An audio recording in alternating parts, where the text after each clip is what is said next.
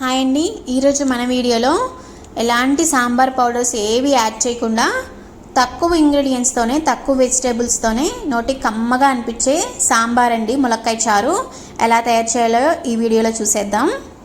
చూసారా, ఇక్కడ నేను 2 వరకు ములక్కాయలను తీసుకున్నానండి. శుభ్రంగా క్లీన్ చేసుకొని కట్ చేసి పెట్టుకున్నాను. ఆనియన్స్, టమాటోస్, దోసకాయ ముక్కలు, ఈ విధంగా నేను వెజిటేబుల్స్ అన్నీ కట్ చేసి పెట్టుకున్నానండి. చూసారా, ఇంతేనండి మన వెజిటేబుల్స్. ఇవే ముందుగా రెడీ చేసి పెట్టుకున్నాను కట్ చేసుకొని. ఇక్కడ నేను ఒక టమాటో, 1 కప్పు వరకు కందిపప్పును యాడ్ చేసుకొని, కొంచెం పసుపు, 1 టేబుల్ స్పూన్ కారం యాడ్ చేసుకొని, చిన్న ఉల్లిపాయలు రెబ్బలు వేసుకొని ఉడకపెట్టేశాను. ఇక్కడ కొంచెం కరివేపాకును కూడా యాడ్ చేసుకుంటానండి. ఇక్కడ చిన్న సైజు అంతా చింతపండుని తీసుకున్నాను. నిమ్మకాయ అంత చిన్న సైజుని గుజ్జు తీసుకొని పక్కన పెట్టుకుందామండి. ఇప్పుడు మనం ఒక ప్యాన్లో ఆయిల్ వేసుకొని, ఆయిల్ హీట్ ఎక్కిన తర్వాత పోపు దినుసులన్నీ యాడ్ చేసుకుందామండి.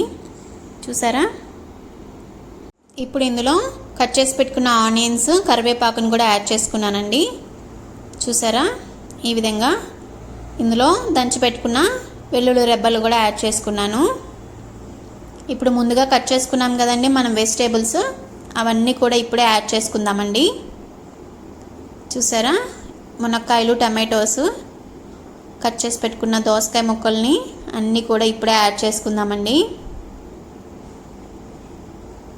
చూసారా, ఈ విధంగా అన్నీ కూడా ఒకేసారి వేసి యాడ్ చేసుకుందాం.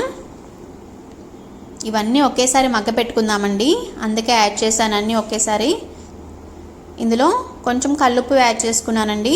మీరు టేస్ట్ చూసుకొని సాల్ట్ అనేది అడ్జస్ట్ చేసుకొని యాడ్ చేసుకోండి. ఇక్కడ నేను ఇంగువ యాడ్ చేస్తున్నానండి. చూసారా, 1 టేబుల్ స్పూన్ వరకు ఇంగువ యాడ్ చేశాను. ఇంగువ చాలా బాగుంటుందండి టేస్ట్ సాంబార్కి అదేనండి. ఇక్కడ ముక్కలు మగ్గుతున్నప్పుడే నేను 1 టేబుల్ స్పూన్ వరకు కారం యాడ్ చేసుకున్నాను. ఇప్పుడు ముందుగా మనం ఉడకబెట్టుకున్నాం కదండి కందిపప్పు, అదంతా కూడా వాటర్ యాడ్ చేసుకుంటూ మనం ఈ విధంగా ఈ ముక్కల్లోకి యాడ్ చేసుకోవాలండి. చూసారా, ఇప్పుడు మనం ఇదంతా ఒకసారి మంచిగా మిక్స్ చేసుకొని ఇందులోకి మనం కొంచెం మెంతి పౌడర్ వేసుకుందామండి. మెంతి పౌడరు సాంబార్లోకి, పులుసులోకి చాలా బాగుంటుందండి. ఇక్కడ కొంచెం నేను బెల్లం యాడ్ చేస్తున్నాను, టేస్ట్ బాగుంటుందని. చూసారా, అంతేనండి. ఇట్లా మరుగుతున్నప్పుడే కొంచెం కొత్తిమీరని కూడా యాడ్ చేసుకున్నాను.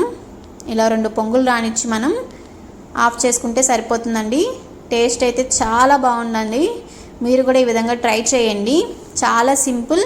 చూసారు కదా, నేను తక్కువ ఇంగ్రీడియంట్సే యాడ్ చేశాను, సాంబార్ పౌడర్స్ ఏవి యాడ్ చేయలేదు. చాలా సింపుల్గా అయిపోయింది కూడా. టేస్ట్ చాలా బాగుంది. మీరు కూడా ట్రై చేయండి. లైక్ చేయండి, షేర్ చేయండి, సబ్స్క్రైబ్ చేసుకోండి. ఖచ్చితంగా మర్చిపోకండి. Thank you.